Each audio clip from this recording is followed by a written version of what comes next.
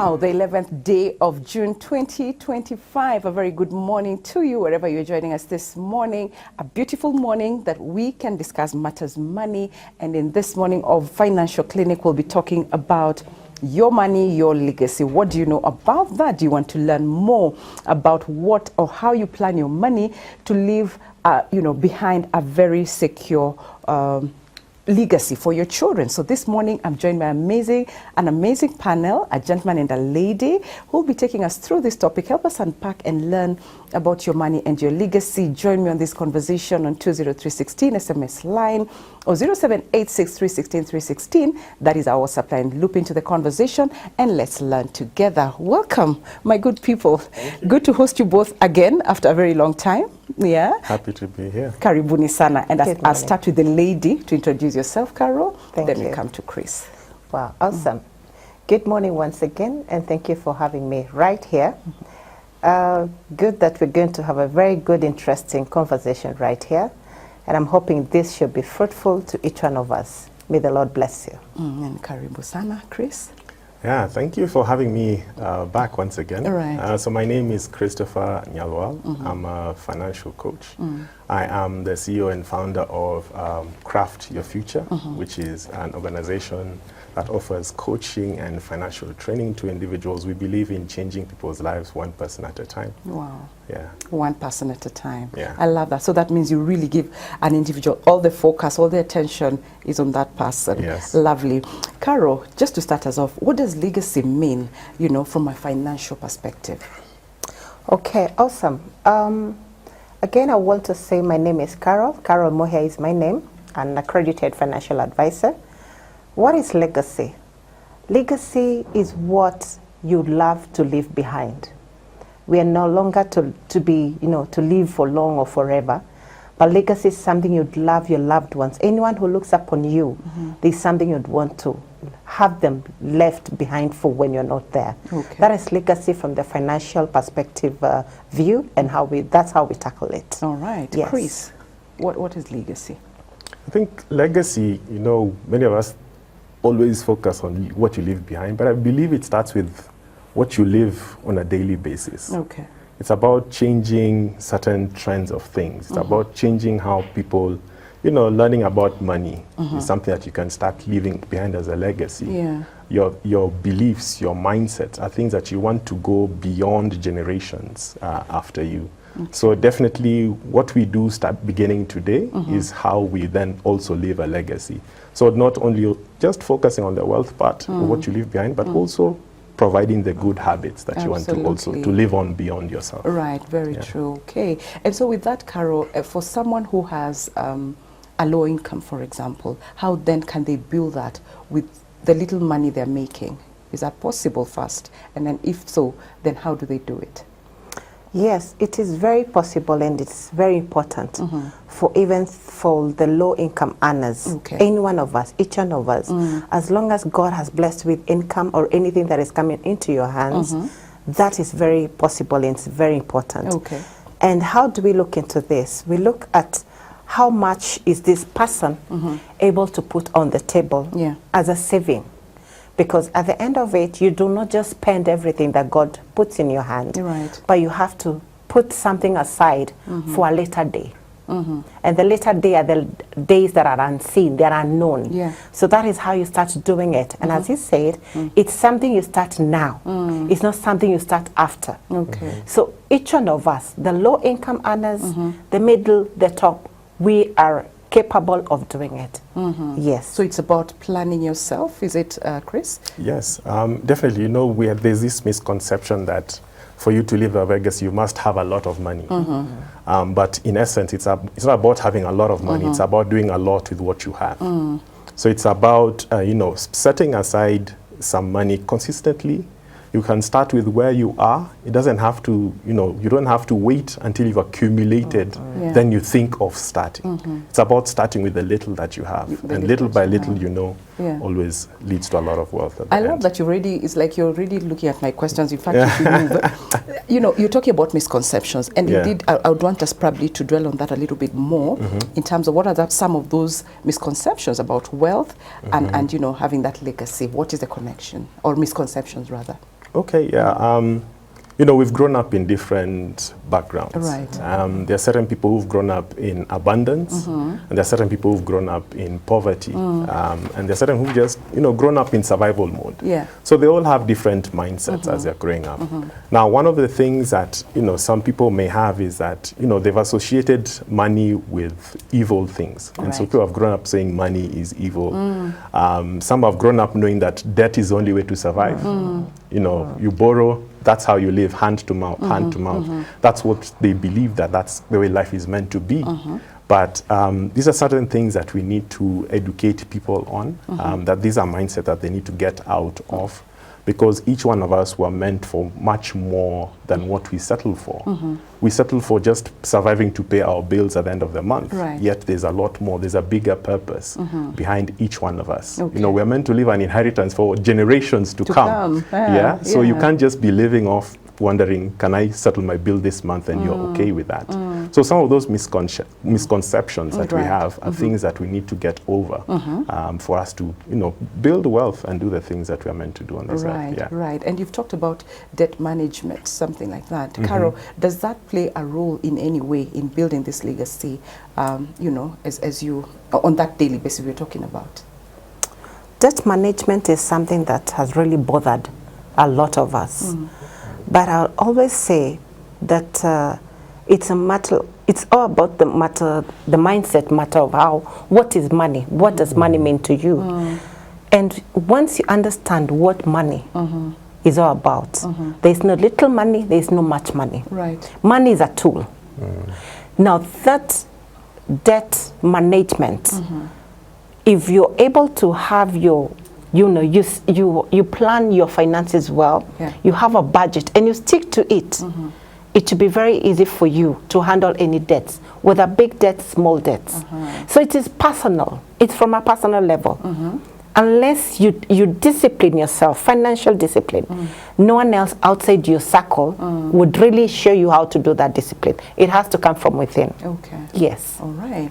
Budgeting, Chris. Budgeting. Is budgeting, does it play an important role when it comes to this wealth building? And what are some of those ways, you know, wealth building, those simple ways that someone, just an individual somewhere here watching or even listening to us, they can build this wealth, you know, through their budgeting? I think any person who is successful, you can ask anybody in this world. The first thing that they'll always tell you is you need to control your money. You need to have financial control, and budgeting is the basic place. It's a fundamental place where you start in this journey in. I love how John Maxwell puts it, that a budget tells your money where to go instead of you wondering where it went, which is mainly what most of us struggle with, because we are always wondering where our money went at the end of the month, instead of, you know, being proactive and assigning our money, assigning every shilling that we have to a particular purpose.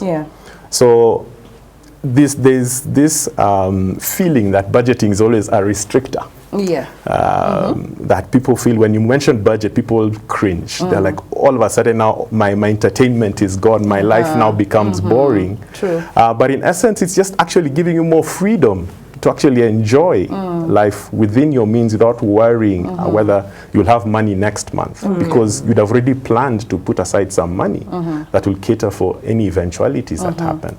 So simple ways of budgeting for your money. You know, there's this rule, the 50-30-20 rule, which is a good place to start for somebody who has never budgeted. So the 50 is just representing your needs that you have. And then the 30 is the wants, things that you'd like to do, but it's not a must. All right? And then the 20% is towards your savings that you have and any other obligations that you may have to settle from there.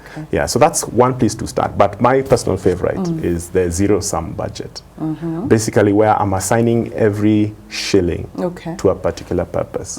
This means that any time I have an expenditure, I know where it's going to come from. I know I've assigned money for it to come from somewhere. And then if something comes that I've not budgeted, I'm able to simply readjust my budget. You know, Okay. people never think that you can actually readjust your budget.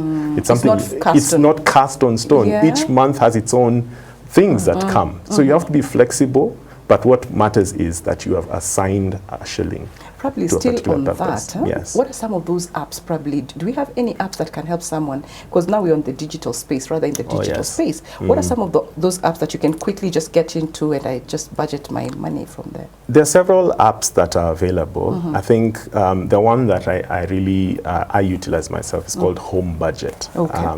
It's an app. It's available on App Store, Play Store. Okay. That you can download and simply help you track your money, and also helps you just see the expenditure where your money is going in different categories as well. But for those who don't like apps, Yeah. you can always use the Excel. Excel is a tool where you can simply type in your expense, Yeah. Compile them there. You could do it on a daily basis, you could do it on a weekly basis, but don't do beyond that, because we tend to forget. Because I always make fun of people where, nowadays in the digital era, we pay with a lot of things with Yeah. M-Pesa, and then when you go back, you're like, why was I paying 300 to Martin? You don't know. Who is Martin? And maybe you are buying a piece of an item from Martin, and Yeah. he said, a direct Right. payment. So Yeah. it's good to keep track on a daily basis. So an Excel sheet could also help you in that aspect. Or even the traditional way, the pen and paper. Pen isn't and it? paper. Or a notebook somewhere. Yeah? Definitely. Okay, fantastic. Karen, when it comes to financial planning, what are some of those steps that help you create a solid financial plan, despite your income, whether you're up there, middle, or somewhere down here? Okay. A very good financial plan is when you're able to prioritize. Each one of us, we've got different priorities. And all these priorities are based on our finances. So if you're able to prioritize, the most prioritize, the least, the average, you're able now to tackle them. Okay. You give them a timeline. You even give them a cost. Now that you're having a good and financial disciplined way and a very fundamental, a solid financial plan. You're not getting yourself into a tussle and hustle in the middle of tasks and goals that I needed to do this in 2022, I did not do. And this is 2026, I'm approaching 2026. And there's a 4-year difference of years that have gone down the line. So it's a matter of a focus. Analyze yourself first. Who am I? Yeah. What am I passionate about? How do I handle my money? What would I want my money do for me? Okay. And as Chris said, is making every shilling count and having it have a name. Okay. Most of us, we get money, but our money have no names. Yeah. And that is why at the end of it, you're like, how did I spend? Yeah. Where did it go? Who is this Susan on my M-Pesa list? What did I buy? Happened to me. Yeah, exactly. I know. Why did I just see, some flash sale at Woolworths, and why should I have want spent to run 50,000 it. bob? Right. You see, it's discipline. Fundamental. That is a solid place. And once you get that, you have yourself well driven. Okay. You have no other sources driving you. And you drive yourself knowing myself, analyze myself. This is who I am. This is my category and my financial status. Yeah. And if I want to maintain the financial status in the near future to come, what am I supposed to do? Okay. That is why you find some of us retire very wealthy, but they were very low. They were even poor. Yeah. But in decades of years, 2 decades, these people are damn rich. And you're like, what happened to them? It was a financial plan. Right. It was a discipline. It was calling your name money. How do you call your name money? You would say, by the time I'm 50, I need to be a golfer. Okay. Identify which golf club. Identify, this is the subscription fee. This is what I'm required to have. And if I want to join that club at the end of the year, this is what I'm supposed to have. Right. You work towards that. That's financial discipline. Okay. It's a good financial plan. So there are many things we need to do, but we do not meet them because we never have financial plans. Yeah. You're here, you're there. you're jumping everywhere with your finances. But once you're able to discipline yourself, follow that route, that roadmap, Right. and call every money a name, because it has to have a name. True. If it does not have a name, it will evaporate. It will go. Now you'll be very comfortable knowing that you are reaching to your next destination because of your finances and the way you've planned for them. Okay. I don't know if I've had financial goals right there, Chris. Yeah. Is that important? Yes, definitely. You know, you cannot just be cruising through life. It's something that has been affecting us, and I think it's comes from the fact that we may have grown up from backgrounds where money was never talked about. The need for goals was never talked about. What we experienced was when money was there, we celebrated. Christmas, Right. we got new clothes and things like True, that. true. And when money was not there, we survived on bare minimum. But nobody told us the importance of having a financial plan, the importance of setting goals for ourselves. And I feel that's where we tend to, you know, fall behind. Because for you to get a better life, it means it will come at a cost. Yeah. I can't want to enjoy the good things in life, yet I don't want to put in the years to let my money work for me to actually enjoy that thing. And then the other thing is that when it comes to goal setting, a lot of us struggle by having too many goals for ourselves. You know, New Year resolutions, for example. People give a list of 20 items that they want to achieve in 1 year. And some of these things are even conflicting themselves. All right. So if one person says, I want to travel a lot this year. Then they also want to save a lot this year. I want to buy a new car this year, but I also want to save for. You know, some of them are even conflicting, and they even that's why people drop off after 2-3 months because now they are stretched too thin. Right. Yeah. So it's about, you know, setting 2 or 3 clear goals for yourself. And if you can, even break down this goal from, start with a big goal, a 5-year goal, a 10-year goal, then break it down into even a yearly goal, a monthly goal. Okay. What are you going to do? Because you want every single day that passes, it's a step towards your goal. Right. Yeah. Okay. You know, I'm just thinking about financial advisors, because all that we're talking about, of course, financial advisors, and both of you are, isn't it? But are there other ways that, as an individual, probably someone is watching, and people imagine that financial advisors are so expensive, you know? What other ways are there for someone to learn about money, Carol, apart from coming to you people? Is there any other way that someone can learn about money? Wow, that is very tricky, and I would say, for you to want to learn and improve your lifestyle, to be very sincere, it has to come with a cost. Okay. Nothing is easy. If you want to improve, for instance, let's even go down to the family life. If I need my child to improve in Swahili, I'll have to get a Swahili teacher and do extra coaching in the evening. That's not for free. But eventually, I'll have to dip down my pocket and do that, and my child will improve. And I'll see the change. Right.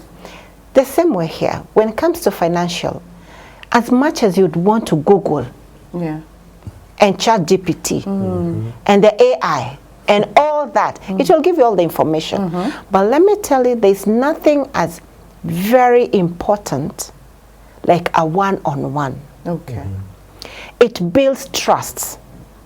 I'm able to know you more. I'm able to feel you. I'm able to understand you. This is just a digital platform. It does not have feelings. Right. It does not. But once I meet Sally, I understand her. Her background, what she struggled with. She's wanted to meet a certain goal from 2022. She has not. Right. And once I internalize and I break down what the issue would be, we'll definitely come to a solution and something we can work with, and we can start somewhere. Okay. So the one-on-one thing is so important. This is human to human. It's so important. There's a trust that we build. You're able to, like, anytime you're, yes, she told me, he advised me. You always you feel that person in your presence anywhere you are. Even when you want to, you're like going to do some impulse buying, you're like, oh, Chris warned. If I need discipline, if I want to get my child to a better school, Chris warned.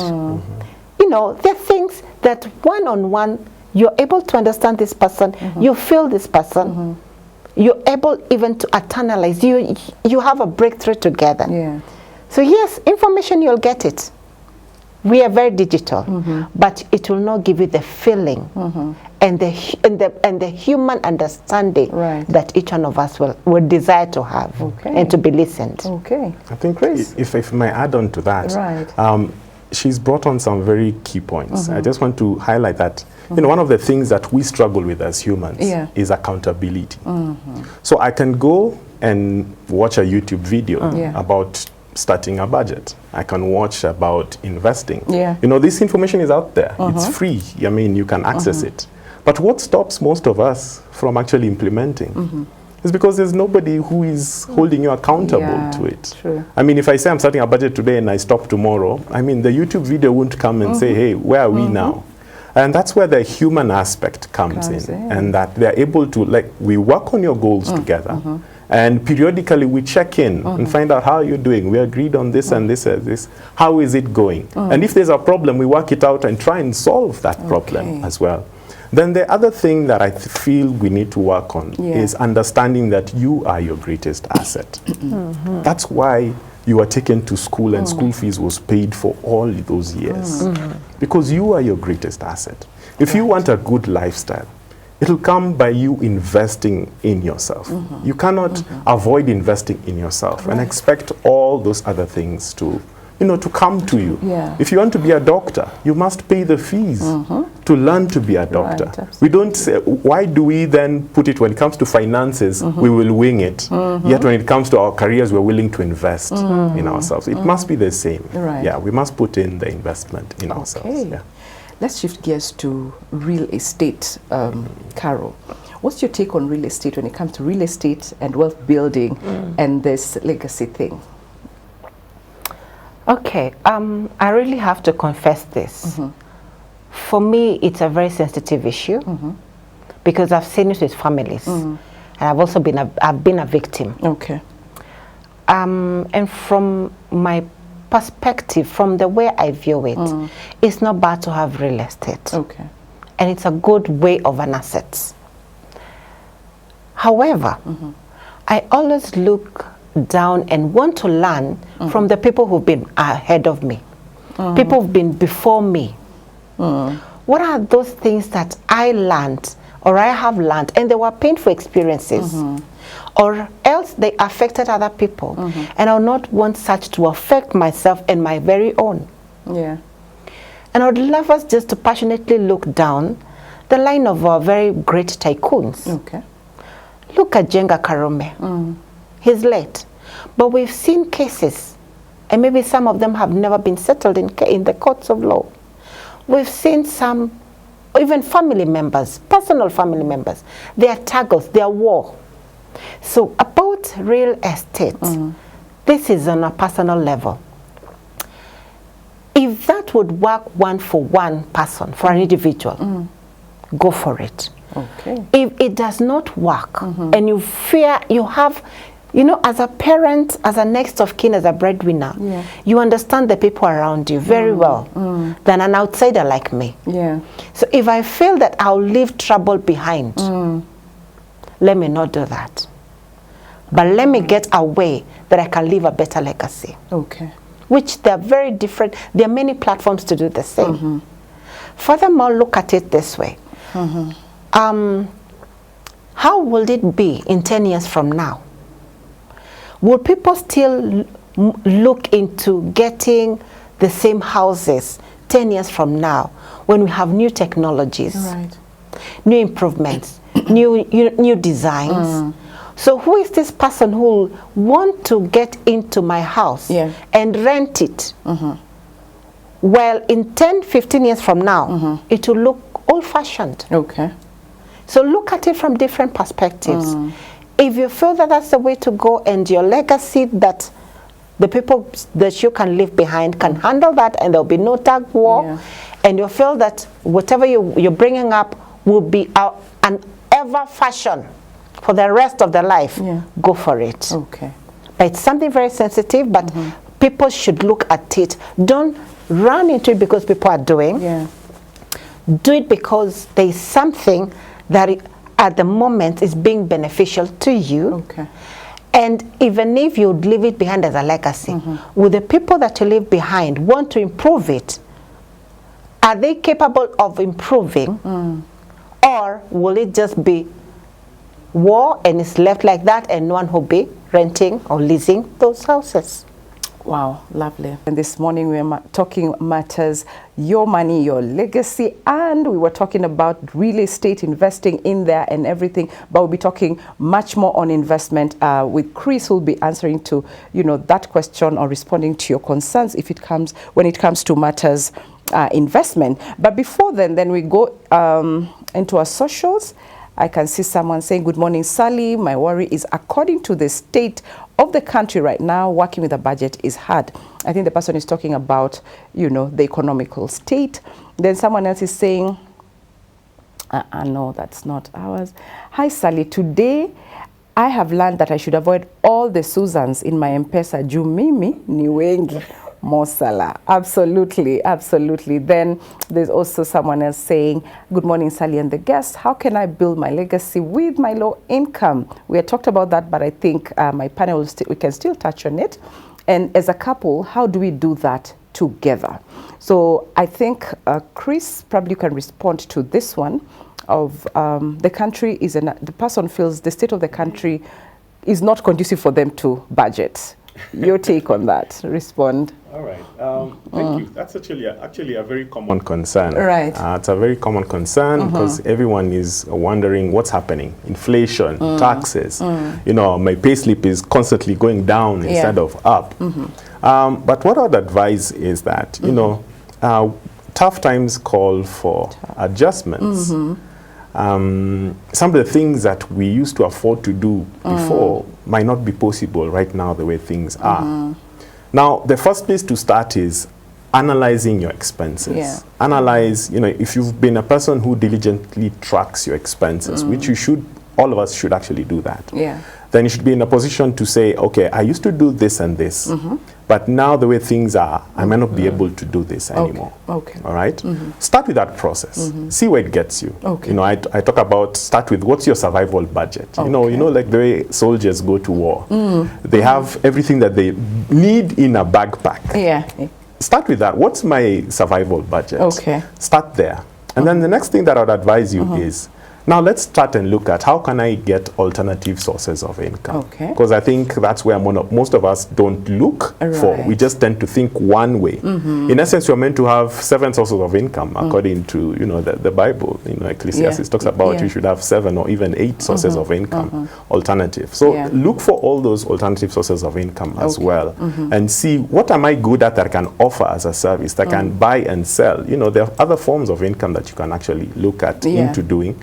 That can help you get off the survival mode and start, affording more things that you'd like to do as well. So look into that. All right, fantastic. I think you've really given the guy a proper, it's a lady or a gentleman, a proper response right there.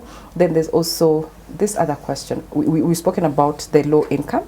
We spoke about that. But as a couple, Carol, then and as a couple, how do we do that together? I think just putting in their resources together and building that legacy together as a couple. How do they do that? Okay. This is very good when we work as couples, and especially when it comes to finances, because they're a very sensitive matter in the family setup. And it's a good way of being very transparent. How I handle couples is in this one manner. Is what are their goal, one, as a couple. Okay. Please let's remember, we were still both individuals. We had personal, very private goals. But now when you come as a couple, it means now it is a goal. You're working together to meet as a couple. So once we look into that goal, we sit down and now analyze this goal. Do we know how much this goal is going to cost? Do you have an idea how much it's going to cost? Maybe you're looking into a retirement home. Yeah. And once we identify that this home should cost us about 12 million, all right? Then how do we get into that? Okay. Between now and then, what time do we have that we can be able to put aside some little money, a step at a time, because there is no one time there will ever be a lot of money. And that's the notion most of us have. That the day I'll have a lot of money is when I'll start saving. That shall never be. Okay. Is when you're trusted with little, much will come. True. So as a couple, that's where we start from. Okay. What's the little can you, Mr. and Mrs. put together? Okay. What can we put as a couple into this plan of a retirement home, and we start from there. Okay. So I shall look at their income. If they have other sources of income, as Chris said, well and good. If it's only salary based, we shall work with that. Okay. But we have to start a step into the goal. It shall not just come. Okay. Yeah. So there has to be an initiative. There has to be the person in you that is telling me and telling you, I've got to move. Okay. So as a couple, this is very possible. Have a sitting with a financial advisor. Be very precise. What is the goal that we want to meet as Mr. and Mrs.? Okay. What's the costs of the goal? All right. What's the timeline? Fantastic. Yes. Okay. We had said we'll talk about investments and or investing and the connection or the role it plays when it comes to wealth building, Chris. Is there any role that investing would play in helping me as an individual just build my wealth or look at my legacy in a different way? Now, investing is how you make your money work for you. Right. It's how we will get to the place where you can sleep and your money works for you. You can't do that without investing.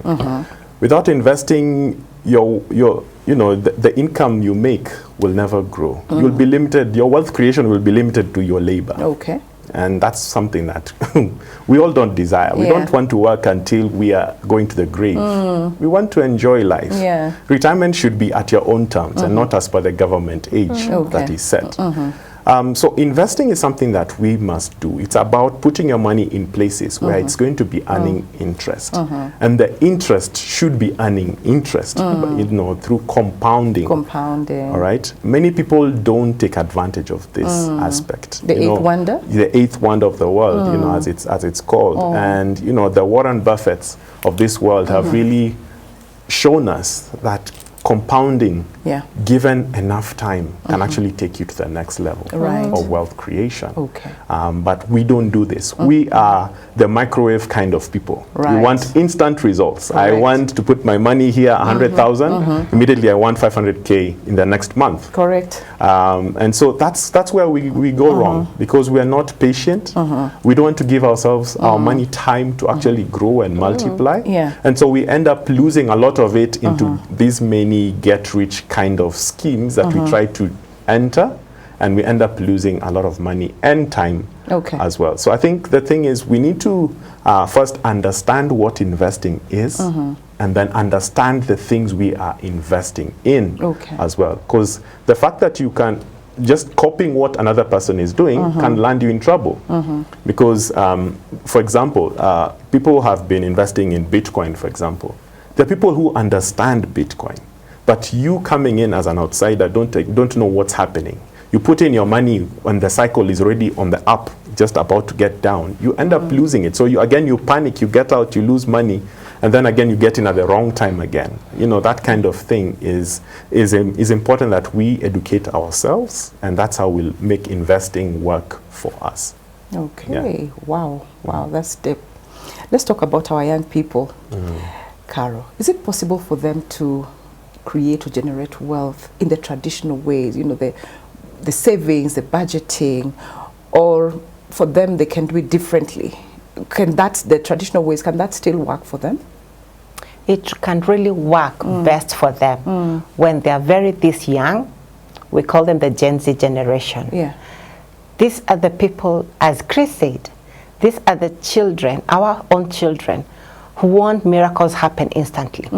Microwave. Yes, I want a car, a Subaru, in the next like 2 months. And when you ask him or her, how much do you have that you're able to buy in 2 months? Right. Like, I don't have, but I just need it in 2 months. You know, they have very big dreams, scary ones. Yeah. But these are the people with the greatest potential to start saving now Yeah. for that great dream, for that townhouse in 10 years, for that, you know, villa in 15 years. But they've got to understand nothing good comes easy. Yeah. It's a total sacrifice. And every sacrifice, the result you want from a sacrifice, there is pain giving out. So there is the sacrifice you're going to do is to save. The traditional way, Yeah. how is this going to be, is look for a financial advisor. Sit down with him or her. Let her understand, this is my goal. I'm looking into this in this near future. Is it 5 years? Is it 10? Is it 20? But they've got to understand they'll not live young forever. Yeah. And time is running out. It is. If they don't take advantage of their energetic, their big mind that God has blessed them with so much skills. The other day we were talking about the orange economy right here. Right. These are the people running the economy in the orange sector. Right. These are people who are touching money left, right, center. And last week I was in a conference where we're having the Gen Z running the AI right here at Westlands. And when you look at that generation, there are people touching dollars of money in a day. But how they spend it is weird. And I'm having a sitting with them this coming Friday because they want to really know, this is good, this is what we want to hear. Yeah. We are earning so much money, we've got big dreams, but again, we don't want our money kept for long. Please note, that's what they say. We are earning well, we have big dreams, but we don't want our money kept for long. Okay. These are people you really need to understand. They want things done, instant, magic, you know, microwave thing. Yeah. But it's a way just to make them transition and understand that it does not come easy. So it is very possible. And I want to encourage every generation Z listening to me right here. Yeah. That you've got an income, whether you're a photographer on the streets of Nairobi and doing very good shots, you have a way to start a saving into your next move. Fantastic. And because we're talking about the young people, then technology has to really check in at this point. Chris, what is the role of technology? Has it changed the way we look at personal finance, for example? What role is it playing, this technology thing? I think technology is always here to help us. You know, as we advance, you know, it should be easier to create wealth for the younger people than it was for us. Yeah. And it's easier for us to make wealth than our parents, for example, because we are taking advantage of technology. Yeah. Information is freely accessible. Yeah. You know, right now you could go and ask which money market fund is producing the best interest. You can go and ask which interest can I get from different loans. Yeah. Which investments are available at just logging on. All you need is internet. Yeah. And you're able to access all this information. Through technology, we're able to you know, buy courses from the internet. You know, financial courses are available from different people. We're able to access web seminars and speakers from all over the world, basically, at the comfort of your home. Right. We're able to offer coaching services virtually right now. We could be sitting here and we are offering training to people in different countries, for example. So technology has really come to our advantage, not like before where you'd actually have to go to a class, a physical class somewhere, which was also, you know, many people didn't love that. And that's why I always say COVID didn't only come with bad things, but it came with good things. Look at the silver well. lining right yes, there. it also came with good things. We realized there are so many things that we can actually do online, and this has brought, you know, information to our doorstep, and we can learn from the comfort of our homes. Okay. Applications are being done left, right, center. Yeah. We have applications that are there that are available for us to track our money, to budget our money, to watch our investments. I mean, if you look at right now, most financial institutions, you can watch your investments from your app, from the comfort of your phone, and just see, are they making money? Right. Is there interest? Has it been credited in my account? I can withdraw if I want from the comfort. I don't have to fill 3 forms, go to a line somewhere and spend the rest of my day there. So technology has really brought us, you know, made it easier for us to access some of these things that we never did before. Okay, fantastic. Carol, as a woman, as a lady, do you think there are challenges that probably women go through when it comes to creating wealth, building wealth, and even building that legacy as a woman? I don't know if you've gone through them yourself, or you even met ladies that are going through those challenges, and what could they be and the solutions?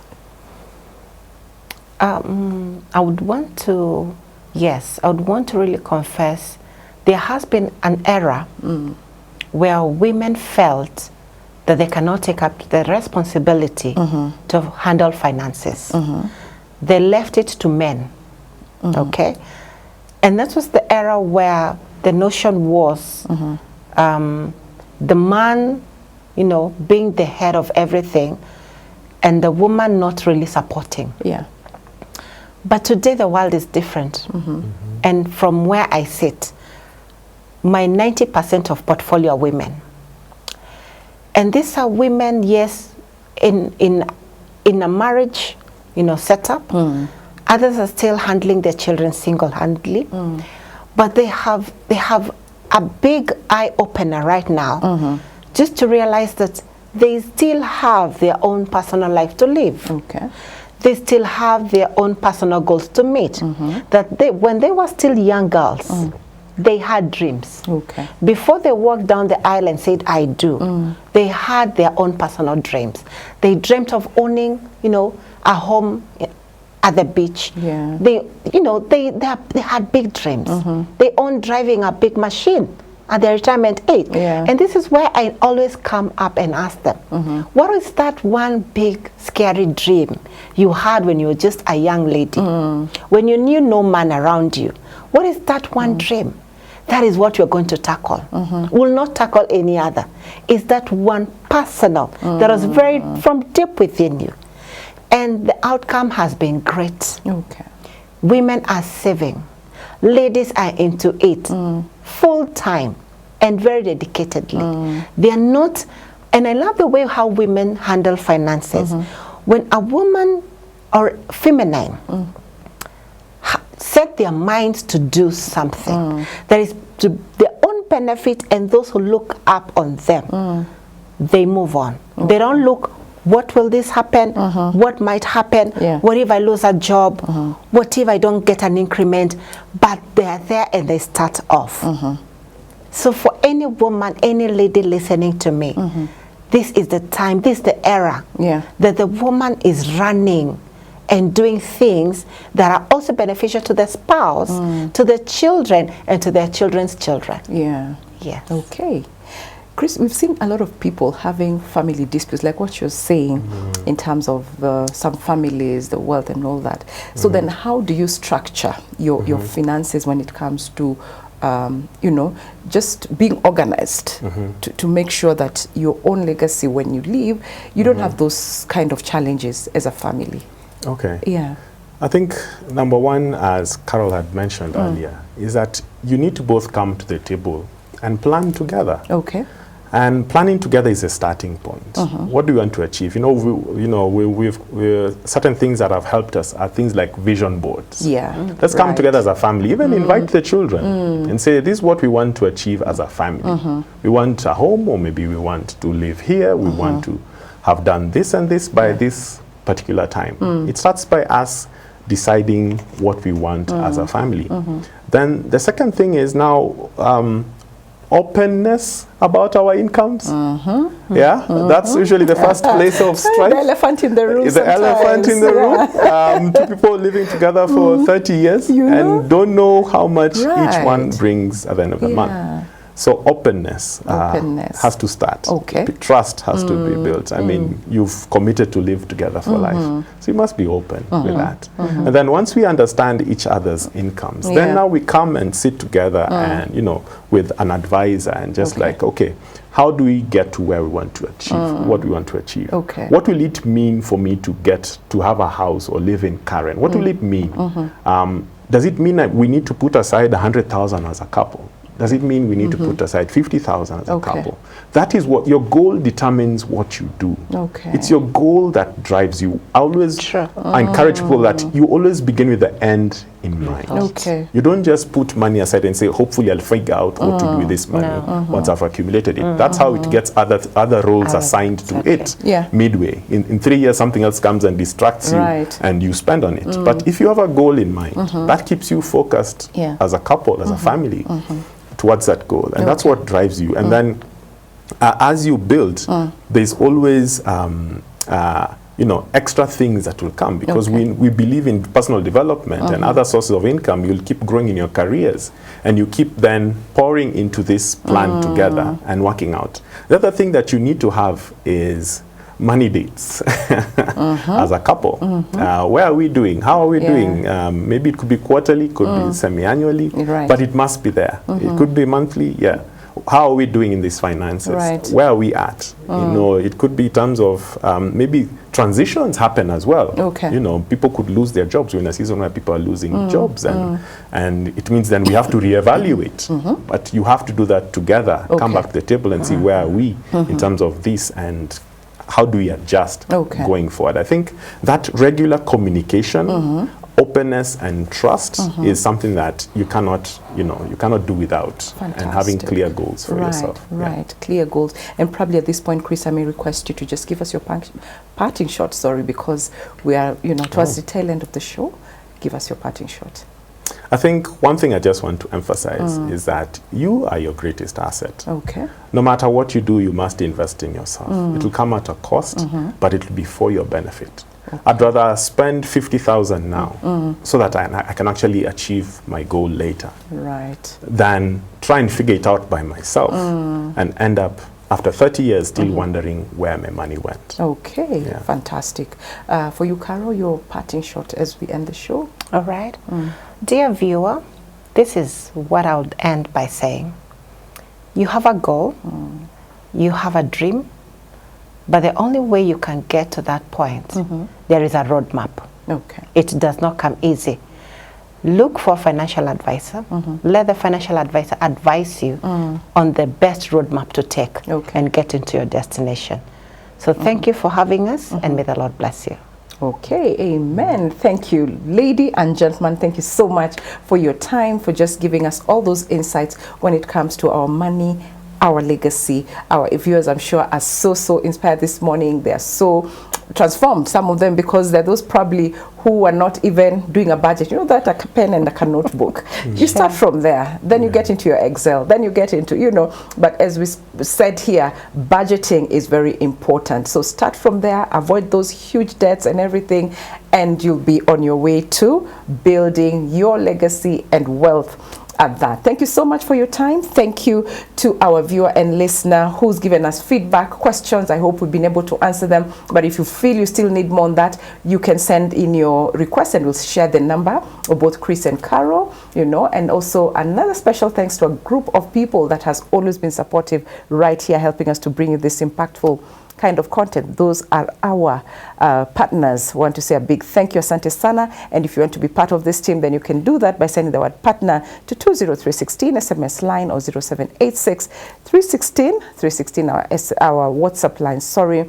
And also, if you want to share or support us in any way, you can do that through our paybill number 316 316, and the account number shall be your telephone number. God bless you and keep you. See you again tomorrow on Matters Relationship. Bye for now.